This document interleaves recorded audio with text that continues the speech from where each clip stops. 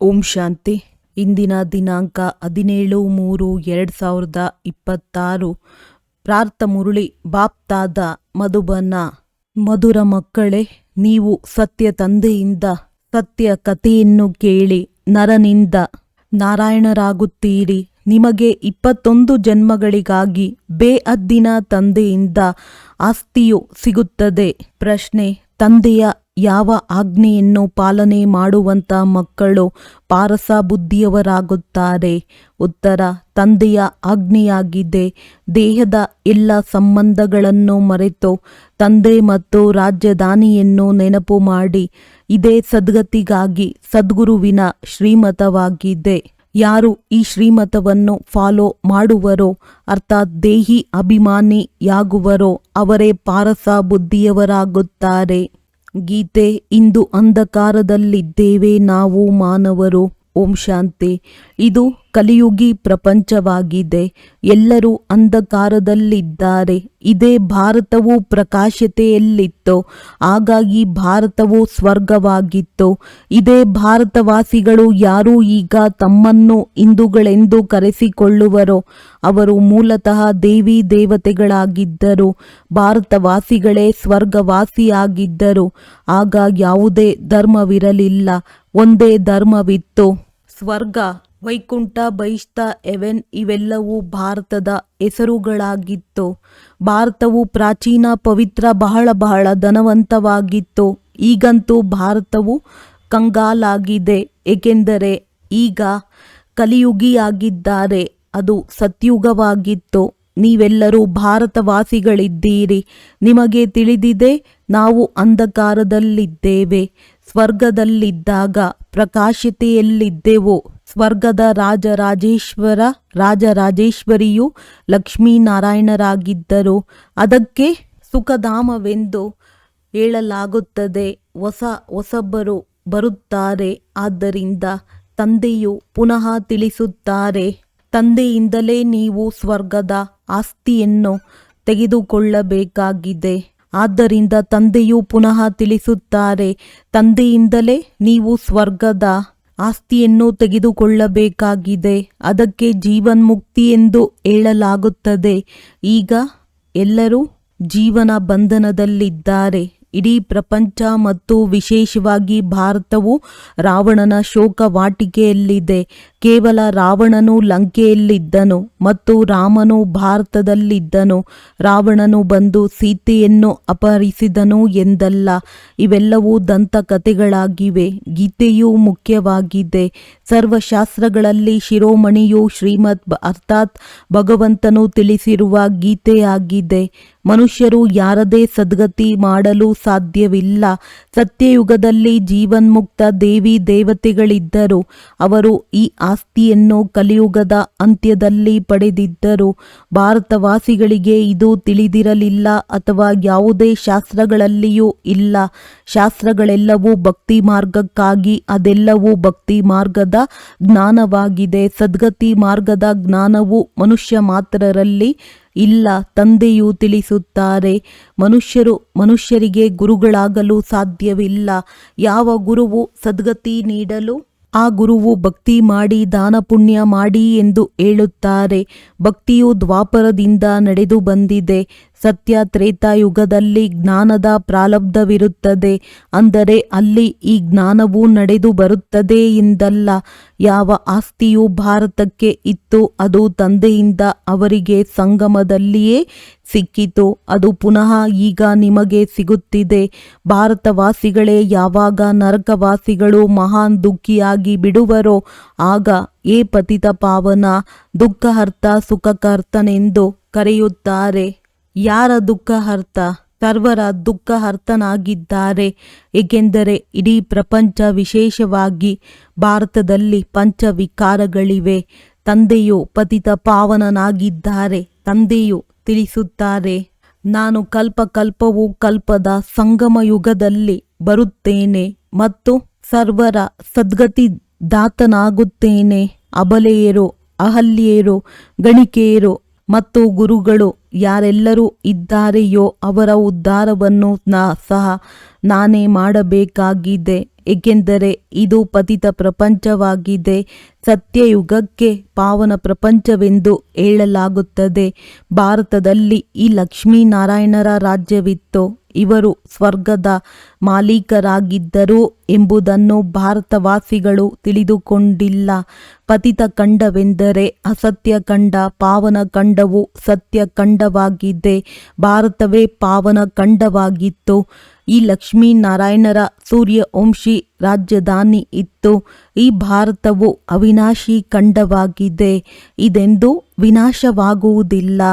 ಯಾವಾಗ ಇವರ ರಾಜ್ಯವಿತ್ತೋ ಆಗ ಮತ್ತೆ ಯಾವುದೇ ಖಂಡವಿರಲಿಲ್ಲ. ಅವೆಲ್ಲವೂ ಸನ್ನಂತರದಲ್ಲಿ ಬರುತ್ತವೆ. ಶಾಸ್ತ್ರಗಳಲ್ಲಿ ಕಲ್ಪದ ಆಯಸ್ಸನ್ನು ಲಕ್ಷಾಂತರ ವರ್ಷಗಳೆಂದು ಬರೆದು ಎಲ್ಲದಕ್ಕಿಂತ ದೊಡ್ಡ ತಪ್ಪು ಮಾಡಿದ್ದಾರೆ.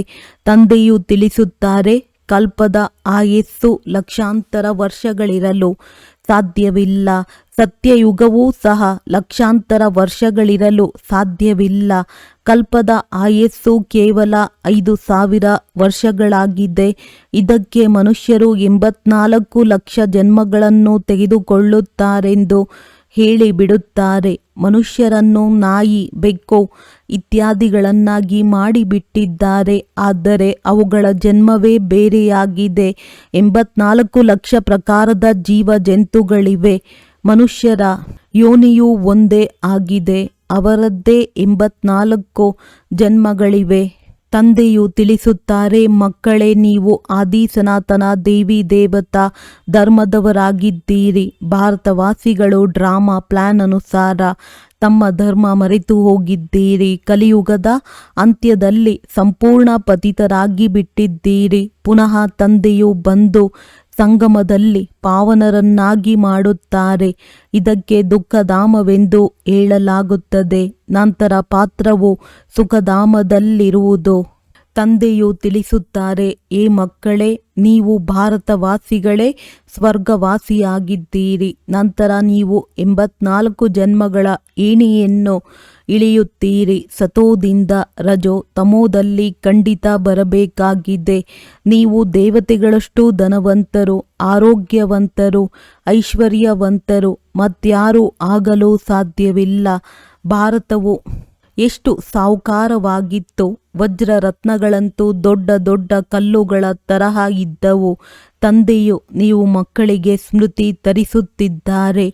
ಮಕ್ಕಳೇ, ನಾನು ನಿಮ್ಮನ್ನು ಎಷ್ಟೊಂದು ಸಾಹುಕಾರರನ್ನಾಗಿ ಮಾಡಿದ್ದೇನು. ನೀವು ಸರ್ವಗುಣ ಸಂಪನ್ನರು, 16 ಕಲಾ ಸಂಪೂರ್ಣರಾಗಿದ್ದೀರಿ. ಯಥಾ ರಾಜ ರಾಣಿ ತಥಾ ಪ್ರಜಾ. ಇವರಿಗೆ ಭಗವಾನ್ ಭಗವತಿ ಎಂದು ಹೇಳಬಹುದು. ಆದರೆ ತಂದೆಯು ತಿಳಿಸಿದ್ದಾರೆ, ಭಗವಂತನು ಒಬ್ಬರೇ ಆಗಿದ್ದಾರೆ. ಕೇವಲ ಈಶ್ವರ ಅಥವಾ ಪ್ರಭು ಎಂದು ಹೇಳಿದಾಗ ಅವರು ಎಲ್ಲ ಆತ್ಮರ ತಂದೆ ಎಂದು ನೆನಪು ಬರುವುದಿಲ್ಲ. ಇವರಂತೂ ಬೇಹದ್ದಿನ ತಂದೆಯಾಗಿದ್ದಾರೆ. ಅವರು ತಿಳಿಸುತ್ತಾರೆ, ನೀವು ಭಾರತವಾಸಿಗಳು ಜಯಂತಿಯನ್ನಾಚರಿಸುತ್ತೀರಿ. ಆದರೆ ಮೂಲತಃ ತಂದೆಯು ಯಾವಾಗ ಬಂದಿದ್ದರು ಎಂಬುದು ಯಾರಿಗೂ ಗೊತ್ತಿಲ್ಲ. ಈಗ ಇರುವುದೇ ಕಲಿಯುಗ. ಕಲ್ಲು ಬುದ್ಧಿಯವರು ಪಾರಸನಾಥರಾಗಿದ್ದೀರಿ. ಈ ಸಮಯದಲ್ಲಿ ಕಲ್ಲು ಬುದ್ಧಿಯವರಾಗಿದ್ದೀರಿ. ನಾಥ ಎಂದು ಹೇಳುವುದಿಲ್ಲ, ಏಕೆಂದರೆ ರಾಜ ರಾಣಿಯಂತೂ ಇಲ್ಲ. ಮೊದಲು ಇಲ್ಲಿ ದೈವಿ ರಾಜಸ್ಥಾನವಿತ್ತು, ನಂತರ ಆಸುರಿ ರಾಜ್ಯವಾಗಿ ಬಿಡುತ್ತದೆ. ಇದು ಆಟವಾಗಿದೆ. ಆದರೆ ಅದು ಹದ್ದಿನ ಡ್ರಾಮಾ. ಇದು ಬೇಹದ್ದಿನ ಡ್ರಾಮಾ ಆಗಿದೆ. ವಿಶ್ವದ ಚರಿತ್ರೆ, ಭೂಗೋಳವನ್ನು ಆದಿಯಿಂದ ಅಂತ್ಯದವರೆಗೆ ನೀವು ತಿಳಿದುಕೊಂಡಿದ್ದೀರಿ. ಮತ್ಯಾರೂ ತಿಳಿದುಕೊಂಡಿಲ್ಲ. ಭಾರತದಲ್ಲಿ ದೇವಿ ದೇವತೆಗಳಿದ್ದಾಗ ಇಡೀ ಸೃಷ್ಟಿಯ ಮಾಲೀಕರಾಗಿದ್ದರು ಮತ್ತು ಭಾರತದಲ್ಲಿಯೇ ಇದ್ದರು. ತಂದೆಯು ಭಾರತವಾಸಿಗಳಿಗೆ ಸ್ಮೃತಿ ತರಿಸುತ್ತಾರೆ. ಸತ್ಯಯುಗದಲ್ಲಿ ಆದಿ ಸನಾತನ ದೇವಿ ದೇವತೆಗಳ ಧರ್ಮ ಕರ್ಮ ಶ್ರೇಷ್ಠವಾಗಿತ್ತು. ನಂತರ 84 ಜನ್ಮಗಳಲ್ಲಿ ಇಳಿಯಬೇಕಾಯಿತು. ಇದನ್ನು ತಂದೆಯು ಕುಳಿತು ಕಥೆಯಂತೆ ತಿಳಿಸುತ್ತಾರೆ. ಈಗ ನಿಮ್ಮದು ಬಹಳ ಜನ್ಮಗಳ ಅಂತಿಮ ಜನ್ಮವಾಗಿದೆ. ಕೇವಲ ಒಬ್ಬರ ಮಾತಲ್ಲ ಅಥವಾ ಯುದ್ಧದ ಮೈದಾನವೂ ಇಲ್ಲ. ಈ ಲಕ್ಷ್ಮೀ ನಾರಾಯಣರ ರಾಜ್ಯವಿತ್ತೆಂದು ಸಹ ಭಾರತವಾಸಿಗಳು ಮರೆತು ಹೋಗಿದ್ದಾರೆ. ಸತ್ಯಯುಗದ ಆಯಸ್ಸನ್ನು ಬಹಳ ಉದ್ದಗಲವಾಗಿ ಬರೆದಿರುವುದರಿಂದ ಬಹಳ ದೂರ ತೆಗೆದುಕೊಂಡು ಹೋಗಿದ್ದಾರೆ. ತಂದೆಯು ತಿಳಿಸುತ್ತಾರೆ, ಮನುಷ್ಯರಿಗೆ ಭಗವಂತನೆಂದು ತಿಳಿಯಲು ಸಾಧ್ಯವಿಲ್ಲ. ಮನುಷ್ಯರು ಮನುಷ್ಯರ ಸದ್ಗತಿ ಮಾಡಲು ಸಾಧ್ಯವಿಲ್ಲ. ಸರ್ವರ ಸದ್ಗತಿದಾತ ಪತಿತರಿಂದ ಪಾವನಕರ್ತ ಒಬ್ಬರೇ ಆಗಿದ್ದಾರೆಂದು ಗಾಯನವಿದೆ. ಇದು ಅಸತ್ಯ ಖಂಡವಾಗಿದೆ. ಸತ್ಯ ತಂದೆಯು ಸತ್ಯ ಖಂಡವನ್ನು ಸ್ಥಾಪನೆ ಮಾಡುವವರಾಗಿದ್ದಾರೆ. ಭಕ್ತರು ಪೂಜೆ ಮಾಡುತ್ತಾರೆ. ಆದರೆ ಭಕ್ತಿ ಮಾರ್ಗದಲ್ಲಿ ಯಾರದೆಲ್ಲ ಪೂಜೆ ಮಾಡುತ್ತಾ ಬಂದಿರುವರೋ ಅವರಲ್ಲಿ ಒಬ್ಬರ ಚರಿತ್ರೆಯನ್ನು ಸಹ ತಿಳಿದುಕೊಂಡಿಲ್ಲ. ಶಿವ ಜಯಂತಿಯನ್ನಾಚರಿಸುತ್ತಾರೆ. ತಂದೆಯು ಹೊಸ ಪ್ರಪಂಚದ ರಚಯಿತ, ಪರಮಪಿತ, ಪರಮಾತ್ಮ, ಬೇಹದ್ದಿನ ಸುಖ ಕೊಡುವವರಾಗಿದ್ದಾರೆ. ಸತ್ಯಯುಗದಲ್ಲಿ ಸುಖವಿತ್ತು. ಅದನ್ನು ಯಾರು ಮತ್ತು ಹೇಗೆ ಸ್ಥಾಪನೆ ಮಾಡಿದರು? ನರಕವಾಸಿಗಳನ್ನು ಸ್ವರ್ಗವಾಸಿಗಳನ್ನಾಗಿ ಮಾಡಿದ್ದರು. ಭ್ರಷ್ಟಾಚಾರಿಗಳನ್ನು ಶ್ರೇಷ್ಠಾಚಾರಿ ದೇವತೆಗಳನ್ನಾಗಿ ಮಾಡಿದ್ದರು. ಇದಂತೂ ತಂದೆಯ ಕರ್ತವ್ಯವೇ ಆಗಿದೆ. ನೀವು ಮಕ್ಕಳನ್ನು ಪಾವನರನ್ನಾಗಿ ಮಾಡುತ್ತೇನೆ. ನೀವು ಸ್ವರ್ಗದ ಮಾಲೀಕರಾಗುತ್ತೀರಿ. ಮತ್ತೆ ನಿಮ್ಮನ್ನು ಪತಿತರನ್ನಾಗಿ ಯಾರು ಮಾಡುತ್ತಾರೆ? ಈ ರಾವಣ ಸುಖ ದುಃಖವನ್ನು ಈಶ್ವರನೇ ಕೊಡುತ್ತಾರೆಂದು ಮನುಷ್ಯರು ಹೇಳಿಬಿಡುತ್ತಾರೆ. ಆದರೆ ತಂದೆಯು ತಿಳಿಸುತ್ತಾರೆ, ನಾನಂತೂ ಎಲ್ಲರಿಗೆ ಸುಖವನ್ನೇ ಕೊಡುತ್ತೇನೆ. ನಂತರ ಅರ್ಧಕಲ್ಪ ನೀವು ತಂದೆಯನ್ನೇ ಸ್ಮರಣೆ ಮಾಡುವುದಿಲ್ಲ. ಮತ್ತೆ ಯಾವಾಗ ರಾವಣ ರಾಜ್ಯವಾಗುವುದೋ ಆಗ ಎಲ್ಲರ ಪೂಜೆ ಮಾಡತೊಡಗುತ್ತೀರಿ. ನಿಮ್ಮದ್ದು ಇದು ಬಹಳ ಜನ್ಮಗಳ ಅಂತಿಮ ಜನ್ಮವಾಗಿದೆ. ಬಾಬಾ, ನಾವು ಎಷ್ಟು ಜನ್ಮಗಳನ್ನು ತೆಗೆದುಕೊಂಡಿದ್ದೇವೆ ಎಂದು ಕೇಳುತ್ತಾರೆ. ತಂದೆಯು ತಿಳಿಸುತ್ತಾರೆ, ಮಕ್ಕಳೇ, ನೀವು ತಮ್ಮ ಜನ್ಮಗಳನ್ನು ಅರಿತುಕೊಂಡಿಲ್ಲ. ನೀವು ಪೂರ್ಣ 84 ಜನ್ಮಗಳನ್ನು ತೆಗೆದುಕೊಂಡಿದ್ದೀರಿ. ನೀವು 21 ಜನ್ಮಗಳಿಗಾಗಿ ಬೇಹದ್ದಿನ ತಂದೆಯಿಂದ ಆಸ್ತಿಯನ್ನು ಪಡೆಯಲು, ಅರ್ಥಾತ್ ಸತ್ಯ ತಂದೆಯಿಂದ ಸತ್ಯ ಕಥೆ, ನರನಿಂದ ನಾರಾಯಣನಾಗುವ ಕಥೆಯನ್ನು ಕೇಳುತ್ತೀರಿ. ಇದು ಜ್ಞಾನ, ಅದು ಭಕ್ತಿಯಾಗಿದೆ. ಈ ಆತ್ಮಿಕ ಜ್ಞಾನವನ್ನು ಪರಮಾತ್ಮನೇ ಬಂದು ಕೊಡುತ್ತಾರೆ. ಈಗ ಮಕ್ಕಳು ಆತ್ಮ ಅಭಿಮಾನಿಯಾಗಬೇಕಾಗಿದೆ. ತಮ್ಮನ್ನು ಆತ್ಮನಿಶ್ಚಯ ಮಾಡಿಕೊಂಡು ನನ್ನೊಬ್ಬನನ್ನೇ ನೆನಪು ಮಾಡಿ. ಶಿವ ತಂದೆಯಂತೂ ಎಲ್ಲ ಆತ್ಮರ ತಂದೆಯಾಗಿದ್ದಾರೆ. ಆತ್ಮಗಳೆಲ್ಲರೂ ಪರಮಧಾಮದಿಂದ ಪಾತ್ರವನ್ನಭಿನಯಿಸಲು ಶರೀರದಲ್ಲಿ ಬರುತ್ತೀರಿ. ಇದಕ್ಕೆ ಕರ್ಮಕ್ಷೇತ್ರವೆಂದು ಹೇಳಲಾಗುತ್ತದೆ. ಬಹಳ ದೊಡ್ಡ ಆಟವಾಗಿದೆ. ಆತ್ಮದಲ್ಲಿ ಒಳ್ಳೆಯ ಅಥವಾ ಕೆಟ್ಟ ಸಂಸ್ಕಾರವಿರುತ್ತದೆ. ಅದರನುಸಾರವೇ ಮನುಷ್ಯರಿಗೆ ಒಳ್ಳೆಯ ಅಥವಾ ಕೆಟ್ಟ ಜನ್ಮವೂ ಸಿಗುತ್ತದೆ. ಇವರು ಯಾರು ಪಾವನರಾಗಿದ್ದರೋ ಈಗ ಪತಿತರಾಗಿದ್ದಾರೆ. ತತತ್ವಂ ತಂದೆಯಾದ ನಾನು ಈ ಪರ ರಾವಣನ ಪ್ರಪಂಚ ಪತಿತ ಶರೀರದಲ್ಲಿ ಬರಬೇಕಾಗುತ್ತದೆ ಮತ್ತು ಯಾರು ಮೊದಲ ನಂಬರಿನಲ್ಲಿ ಹೋಗಬೇಕಾಗಿದೆಯೋ ಅವರ ಶರೀರದಲ್ಲಿಯೇ ಬರುತ್ತೇನೆ. ಸೂರ್ಯವಂಶಿಗಳೇ ಪೂರ್ಣ 84 ಜನ್ಮಗಳನ್ನು ತೆಗೆದುಕೊಳ್ಳುತ್ತಾರೆ. ಇವರು ಬ್ರಹ್ಮ ಮತ್ತು ಬ್ರಾಹ್ಮಣರಾಗಿದ್ದಾರೆ. ತಂದೆಯು ನಿತ್ಯವೂ ತಿಳಿಸುತ್ತಾರೆ, ಆದರೆ ಕಲ್ಲು ಬುದ್ಧಿಯವರನ್ನು ಪಾರಸ ಬುದ್ಧಿಯವರನ್ನಾಗಿ ಮಾಡುವುದು ಚಿಕ್ಕಮ್ಮನ ಮನೆಯಂತಲ್ಲ. ಏ ಆತ್ಮರೇ, ಈಗ ದೇಹಿ ಅಭಿಮಾನಿಯಾಗಿರಿ.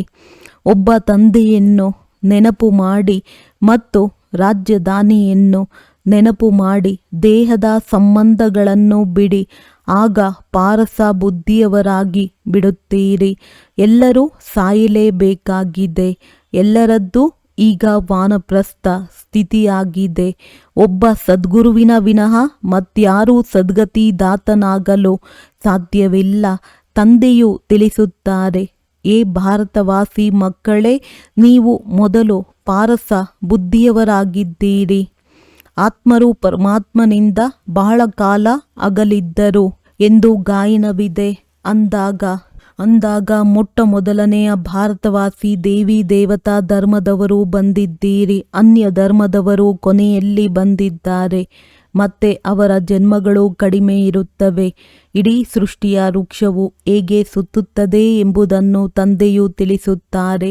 ಯಾರು ಧಾರಣೆ ಮಾಡುವರೋ ಅವರಿಗಾಗಿ ಬಹಳ ಸಹಜವಾಗಿದೆ. ಆತ್ಮವು ಧಾರಣೆ ಮಾಡಿಕೊಳ್ಳುತ್ತದೆ.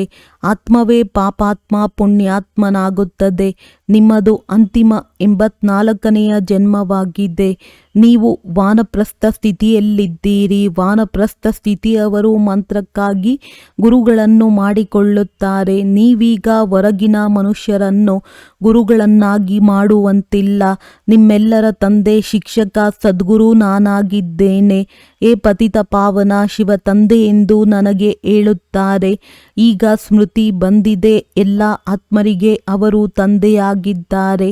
ಆತ್ಮವು ಸತ್ಯ ಚೈತನ್ಯವಾಗಿದೆ, ಏಕೆಂದರೆ ಅಮರನಾಗಿದೆ. ಎಲ್ಲ ಆತ್ಮರಲ್ಲಿ ಪಾತ್ರವು ತುಂಬಲ್ಪಟ್ಟಿದೆ. ತಂದೆಯೂ ಸಹ ಸತ್ಯ ಚೈತನ್ಯವಾಗಿದ್ದಾರೆ.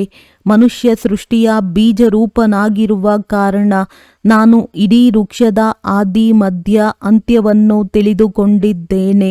ಆದ್ದರಿಂದ ನನಗೆ ಜ್ಞಾನಪೂರ್ಣನೆಂದು ಹೇಳುತ್ತಾರೆ. ನಿಮಗೂ ಸಹ ಬೀಜದಿಂದ ಹೇಗೆ ವೃಕ್ಷವಾಗುತ್ತದೆ ಎಂಬುದರ ಸಂಪೂರ್ಣ ಜ್ಞಾನವಿದೆ. ವೃಕ್ಷವು ವೃದ್ಧಿಯಾಗುವುದರಲ್ಲಿ ಸಮಯ ಹಿಡಿಸುತ್ತದೆ. ತಂದೆಯು ತಿಳಿಸುತ್ತಾರೆ, ನಾನು ಬೀಜರೂಪನಾಗಿದ್ದೇನೆ. ಅಂತಿಮದಲ್ಲಿ ಎಲ್ಲವೂ ಜಡ್ಜಡೀಭೂತ ಸ್ಥಿತಿಯನ್ನು ಹೊಂದುತ್ತದೆ. ಈಗ ನೋಡಿ, ದೇವಿ ದೇವತಾ ಧರ್ಮದ ಬುನಾದಿಯೇ ಇಲ್ಲ, ಪ್ರಾಯಲೋಪವಾಗಿದೆ. ಯಾವಾಗ ದೇವಿ ದೇವತಾ ಧರ್ಮವು ಮರೆಯಾಗುವುದೋ ಆಗ ತಂದೆಯು ಬರಬೇಕಾಗುತ್ತದೆ. ಒಂದು ಧರ್ಮದ ಸ್ಥಾಪನೆ ಮಾಡಿ ಉಳಿದೆಲ್ಲದರ ವಿನಾಶ ಮಾಡಿಸುತ್ತಾರೆ. ಪ್ರಜಾಪಿತ ಬ್ರಹ್ಮನ ಮೂಲಕ ತಂದೆಯು ಆದಿ ಸನಾತನ ದೇವಿ ದೇವತಾ ಧರ್ಮದ ಸ್ಥಾಪನೆ ಮಾಡಿಸುತ್ತಿದ್ದಾರೆ. ನೀವು ಭ್ರಷ್ಟಾಚಾರಿಗಳಿಂದ ಶ್ರೇಷ್ಠಾಚಾರಿ ದೇವತೆಗಳಾಗಲು ಬಂದಿದ್ದೀರಿ. ಈ ನಾಟಕವು ಮಾಡಲ್ಪಟ್ಟಿದೆ. ಇದೆಂದೂ ಅಂತ್ಯವಾಗುವುದಿಲ್ಲ. ತಂದೆಯು ಬರುತ್ತಾರೆ. ಆತ್ಮರೆಲ್ಲರೂ ಮೂಲವತನದ ನಿವಾಸಿಗಳು. ಪರಸ್ಪರ ಸಹೋದರರಾಗಿದ್ದೀರಿ. ಆ ಒಬ್ಬ ತಂದೆಯನ್ನೇ ಎಲ್ಲರೂ ನೆನಪು ಮಾಡುತ್ತಾರೆ. ದುಃಖದಲ್ಲಿ ಎಲ್ಲರೂ ಸ್ಮರಣೆ ಮಾಡುವರು. ರಾವಣ ರಾಜ್ಯದಲ್ಲಿ ದುಃಖವಿದೆ, ಇಲ್ಲಿ ಸ್ಮರಣೆ ಮಾಡುತ್ತಾರೆ. ಅಂದಾಗ ಸರ್ವರ ಸದ್ಗತಿ ದಾತನು ಒಬ್ಬರೇ ಆಗಿದ್ದಾರೆ. ಅವರ ಮಹಿಮೆ ಇದೆ. ತಂದೆಯು ಬರದೇ ಇದ್ದರೆ ಪಾವನರನ್ನಾಗಿ ಯಾರು ಮಾಡುವರು? ಕ್ರಿಶ್ಚಿಯನ್, ಇಸ್ಲಾಮಿ ಮೊದಲಾದ ಯಾರೆಲ್ಲ ಇದ್ದಾರೆಯೋ ಎಲ್ಲರೂ ಈ ಸಮಯದಲ್ಲಿ ತಮೋಪ್ರಧಾನರಾಗಿದ್ದಾರೆ. ಎಲ್ಲರೂ ಪುನರ್ಜನ್ಮವನ್ನು ಅವಶ್ಯವಾಗಿ ತೆಗೆದುಕೊಳ್ಳಬೇಕಾಗಿದೆ. ಈಗ ಪುನರ್ಜನ್ಮವು ನರಕದಲ್ಲಿಯೇ ಸಿಗುತ್ತದೆ. ಸುಖದಲ್ಲಿ ಕರೆದುಕೊಂಡು ಹೋಗುತ್ತಾರೆಂದಲ್ಲ.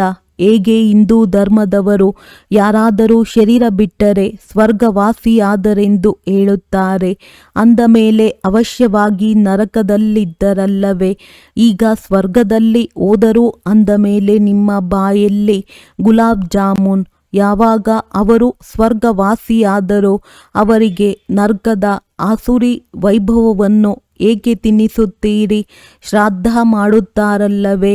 ಬಂಗಾಳದಲ್ಲಿ ಮೀನು, ಮೊಟ್ಟೆ ಇತ್ಯಾದಿಗಳೆಲ್ಲವನ್ನೂ ತಿನ್ನಿಸುತ್ತಾರೆ. ಅರೆ, ಅವರಿಗೆ ಇದೆಲ್ಲವನ್ನು ತಿನ್ನುವ ಅವಶ್ಯಕತೆಯಾದರೂ ಏನಿದೆ? ಯಾವಾಗ ಮೊದಲ ನಂಬರಿನವರೇ 84 ಜನ್ಮಗಳನ್ನು ತೆಗೆದುಕೊಳ್ಳಬೇಕಾಗುತ್ತದೆ. ಅಂದ ಮೇಲೆ ಯಾರೂ ಹಿಂತಿರುಗಿ ಹೋಗಲು ಸಾಧ್ಯವಿಲ್ಲ. ಈ ಜ್ಞಾನದಲ್ಲಿ ಯಾವುದೇ ಕಷ್ಟವಿಲ್ಲ. ಭಕ್ತಿ ಮಾರ್ಗದಲ್ಲಿ ಎಷ್ಟೊಂದು ಪರಿಶ್ರಮವಿದೆ. ರಾಮ ರಾಮ ಎಂದು ಜಪಿಸುತ್ತಾ ರೋಮಾಂಚನವಾಗಿ ನಿಂತು ಬಿಡುತ್ತಾರೆ. ಇದೆಲ್ಲವೂ ಭಕ್ತಿ ಮಾರ್ಗವಾಗಿದೆ.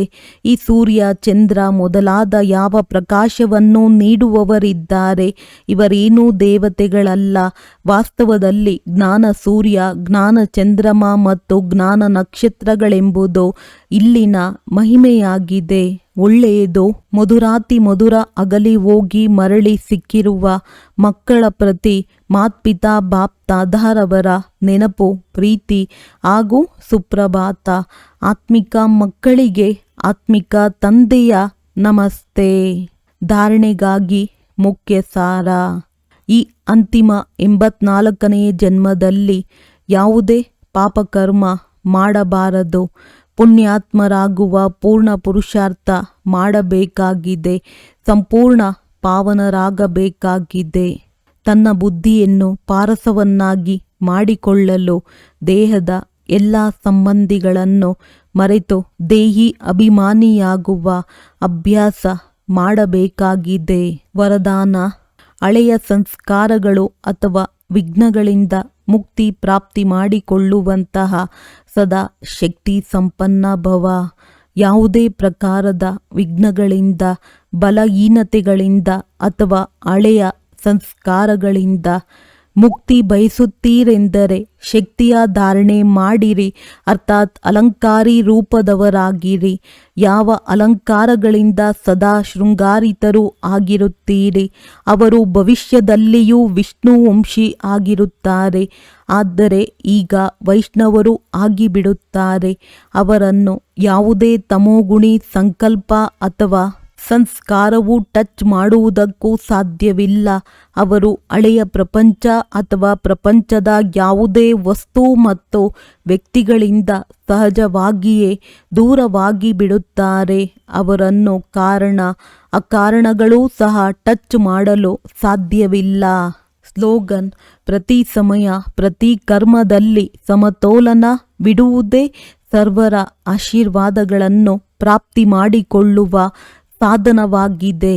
ಅವ್ಯಕ್ತ ಸೂಚನೆ: ನಿಶ್ಚಯದ ಫೌಂಡೇಶನ್ ತಳಪಾಯವನ್ನು ಬಲಗೊಳಿಸಿ ಸದಾ ನಿರ್ಭಯ ಮತ್ತು ನಿಶ್ಚಿಂತರಾಗಿರಿ. ಹೇಗೆ ಪರಸ್ಪರದಲ್ಲಿ ಇಬ್ಬರು ಸ್ನೇಹಿತರಿದ್ದರೆ ಅವರ ಮಧ್ಯೆ ಯಾರಾದರೂ ಅವರ ಗ್ಲಾನಿ ಮಾಡಲು ಬರುತ್ತಾರೆಂದರೆ ಅವರು ಅದರ ಭಾವವನ್ನು ಬದಲಾಯಿಸಿ ಬಿಡುತ್ತಾರೆ. ಎಲ್ಲಿ ನಿಶ್ಚಯವಿರುತ್ತದೆ ಅಲ್ಲಿ ಶಬ್ದದ ಭಾವ ಬದಲಾಗಿ ಸಾಧಾರಣ ಮಾತಾಗಿ ಬಿಡುತ್ತದೆ. ಅಂದಾಗ ಪ್ರತಿಯೊಬ್ಬರ ವಿಶೇಷತೆಯನ್ನು ನೋಡಿ ಆಗ ಅನೇಕರಿದ್ದರೂ ಒಬ್ಬರೇ ಕಾಣಿಸುವವರು. ಏಕಮತದ ಸಂಘಟನೆಯಾಗುವುದು. ಯಾರೋ ಯಾರದ್ದೇ ಗ್ಲಾನಿಯ ಮಾತುಗಳನ್ನು ತಿಳಿಸುತ್ತಾರೆಂದರೆ ಅದಕ್ಕೆ ಬೆಂಬಲ ಕೊಡುವುದರ ಬದಲಾಗಿ ತಿಳಿಸುವವರ ರೂಪವನ್ನು ಪರಿವರ್ತಿಸಿ ಬಿಡಿ. ಒಳ್ಳೆಯದು. ಓಂ ಶಾಂತಿ.